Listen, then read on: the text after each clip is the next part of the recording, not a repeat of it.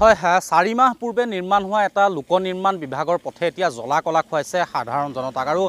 থুৰামুখৰ পৰা বগিজান সংযোগী যি আচলতে পথ আছে লোক নিৰ্মাণ বিভাগৰ 39 নং ৰাষ্ট্ৰীয় ঘাইপথৰ পৰা বগিজান সংযোগী যি পথ আছে সেই পথৰ বাবে এতিয়া জ্বলা কলা খোৱা পৰিলক্ষিত হৈছে আৰু 4 মাহৰ পূৰ্বে এই পথছোৱা আচলতে নিৰ্মাণ কৰিছিলে পুনৰ নিৰ্মাণ কৰিছিলে আৰু তাৰ পিছত এতিয়া পথটো আচলতে দখল কৰি আচলতে এৰাই যোৱা পৰিলক্ষিত হৈছে আৰু কিন্তু এই সকলো কথাত কিন্তু বিভাগীয় যিসমূহ কৰ্তৃপক্ষ আছে শীতাপ নিয়ন্ত্ৰিত কোঠাত বহি থকা বিভাগীয় যি কৰ্তৃপক্ষ আছে তেওঁলোক কিন্তু চকুমুদা কুলিৰ ভাৰত আছে কোনোবা ডাঙৰ ৰাজনৈতিক নেতাৰ আচলতে আশীৰ্বাদ পুষ্ট হৈ ঠিকাদাৰৰ কাম কৰা এইসকল ঠিকাদাৰৰ বিৰুদ্ধে কিন্তু সৰব নহয় লোক নিৰ্মাণ বিভাগৰ আচলতে যিসমূহ ঊৰ্ধ্বতম কৰ্তৃপক্ষ আছে তেওঁলোক কিন্তু সৰব হোৱা পৰিলক্ষিত হোৱা নাই মোৰ লগত স্থানীয় লোক আছে মই তেখেতসকলৰ পৰা মন্তব্য ল'বলৈ যত্ন কৰিম মই প্ৰথমে আপোনাৰ ওচৰলৈ আহিছোঁ এটা ব্যাগুম বিভাগ আছে লোক নিৰ্মাণ বিভাগ শীতাপ নিয়ন্ত্ৰিত কোঠাত বহি থকা সেই লোকসকলে এই পথটো কিন্তু নিৰ্মাণ হোৱাৰ সময়ত কিন্তু এবাৰো আহি তেওঁলোকে নজৰ দিয়া নাই যাৰ বাবে এতিয়া পথছোৱা বখলা-বখলকৈ এৰাব লাগিছে কি ক'ব এই মুহূৰ্তত হয় এই মুহূৰ্তত আমি ক'বলৈ গ'লে আমাৰ এইটো অঞ্চলৰ কাৰণে এইটো এটা লাজৰ বিষয় 4 মাহ পূৰ্বে ইমান কোটি টকা খৰচ কৰি এটা পথ আমাৰ নিৰ্মাণ কৰিছিলে বিশেষকৈ আজি ফলঙনি মৌফুলনি বগিজান ক'বলৈ গ'লে এইটো মেইন ৰোড আমাৰ এই অঞ্চলটোৰ যোগাযোগৰ এই মূল পথটো এই 4 মাহত কোটি টকা খৰচ কৰি নিৰ্মাণ কৰা পথটো এনেকৈ বখল এৰাইছে এইটো আমি আজি বাহিৰৰ যদি মানুহ আহে আমাৰ এইটো এটা লজ্জাজনক বিষয় হৈ পৰিছে যে আপোনালোকৰ মানুহে সোধে আপোনালোকৰ পথটো যে ইমান সোনকালে বেয়া হৈ গ'ল বনাওঁতে আপোনালোকে গুৰুত্ব নিদিলে নেকি হয় আমি গুৰুত্ব দিবলৈ যিমানখিনি ক'ব পৰা অৱস্থাত আছিলে আমি কৈছিলোঁ কিন্তু তেতিয়া ঠিকাদাৰ গাফিলতি নে আজি কোনোবা ৰাজনৈতিক নেতাৰে গাফিলতি এইটো কাম এনেকুৱা ইমান মানে কম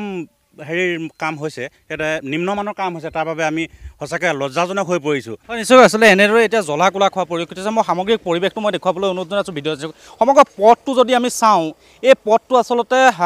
এটা কথা ক'ব লাগিব যে লোক নিৰ্মাণ বিভাগৰ যদিও পথ NRLৰ কিছু আচলতে পুঁজিৰে CSR ফাণ্ডৰ পুঁজিৰে এই পথটো নিৰ্মাণ হোৱা বুলি এক বাতৰি ওলাইছে কিন্তু তাৰ পাছতো NRL কৰ্তৃপক্ষই হওক লোক নিৰ্মাণ বিভাগৰ লোকসকলেই হওক তেওঁলোকে কিন্তু শীতাপ নিয়ন্ত্ৰিত কোঠাৰ পৰা ওলাই আহি এই পথটো কেনেধৰণে নিৰ্মাণ কৰা হৈছে কিমান নিম্ন মানৰ আচলতে কাম হৈছে সেইসমূহ কিন্তু পৰিলক্ষিত কৰা বা পৰিদৰ্শন কৰা পৰিলক্ষিত হোৱা নাই মই বিভিন্ন সংগঠনৰ লোকসকল আছে মই তেওঁলোকৰ পৰা মন্তব্য ল'বলৈ বিচাৰিম কি ক'ব এই মুহূৰ্তত এতিয়া চাওক অসমত একো সমস্যাই নাই মানুহৰ এতিয়া মানুহবিলাক স্মাৰ্ট হ'ল স্মাৰ্ট মিটাৰ লগাইছে গুৱাহাটী স্মাৰ্ট চিটিত আছে এতিয়া মানুহৰ একো সমস্যা নাই এতিয়া মানুহে পাতি আছে কেৱল সম্ভাৱনা প্ৰত্যাশা আৰু উন্নতিৰ কথা অসমত একো মানে সমস্যা নাই এতিয়া কথা হ'ল কি আমাৰ এই মেইন যিবিলাক সমস্যা আজিৰ তাৰিখত মানুহে মাত মাতিবলৈ ভয় খোৱা হৈছে কাৰণ আজি মাত মাতিব অৰুণোদয় আঁচনি কাট খাব হিতাধিকাৰীৰ পৰা কাট খাব ঠিকাটো নাপাব গতিকে মানুহে এইবিলাক বিষয়ক লৈ মাত মাতিবলৈ এৰিছে আৰু ইয়াৰ মূল কাৰণ হৈছে চৰকাৰ প্ৰশাসন এতিয়া আমাৰ এই ৰাস্তাটো নিৰ্মাণ হৈছিলে এপ্ৰিল মাহত NRLৰ CSR ফাণ্ডৰ পৰা 2 কোটি টকাৰ এটা কাম নিৰ্মাণ হ'ল MP আগলা নামৰ ঠিকাদাৰজনে কামটো কৰিছিলে কিন্তু কামটো আজি 2 মাহ নহ'লে ৰাস্তা বখলকৈ এৰাইছে এটা কথা তাৰ আগত কওঁ যে আমাৰ এই ৰাস্তাটোৱে নহয়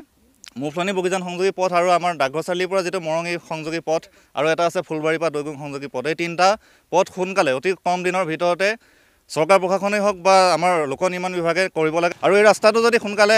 প্ৰশাসনে বা লোক নিৰ্মাণ বিভাগে তৈয়াৰ নকৰে তেতিয়াহ'লে আমি 2011-12 চনত যিটো নগাগণ্ড হ'ল তেনেকুৱা ডাঙৰ প্ৰত্যাহ্বান আনিবলৈ আমি চৰকাৰখনৰ সন্মুখীন হ'ম আৰু তাৰ কাৰণে ফলঙনি আঞ্চলিক ছাত্ৰসংঘে তীব্ৰ প্ৰতিবাদ কৰিব নিশ্চয়কৈ আচলতে তীব্ৰ প্ৰতিবাদৰ সন্মুখীন হ'ব লাগিব চৰকাৰেই হওক বা জিলা প্ৰশাসনেই হওক এই কথা স্পষ্ট কৰি দিছে যিসমূহ স্থানীয় দল সংগঠন আছে তেওঁলোকে কিন্তু স্পষ্ট কৰি দিছে আৰু এটা কথা ক'ব লাগিব যে আমিও অনুৰোধ জনাম NK TVও বাৰে আচলতে বাতৰি সম্প্ৰচাৰ কৰি আহিছোঁ এই পথটোৰ বাতৰি আমি বাৰে সম্প্ৰচাৰ কৰি আহিছোঁ কিন্তু এটা কথা ক'ব লাগিব যে বাৰে বাতৰি সম্প্ৰচাৰ কৰাৰ পিছতো কিন্তু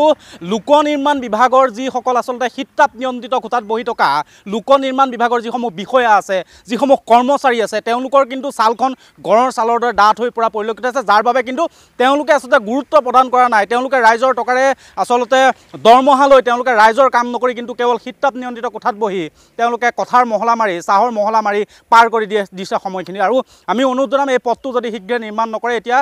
দেখা গৈছে যে তীব্ৰ আন্দোলনৰ হুংকাৰ প্ৰদান কৰিছে স্থানীয় দল সংগঠনে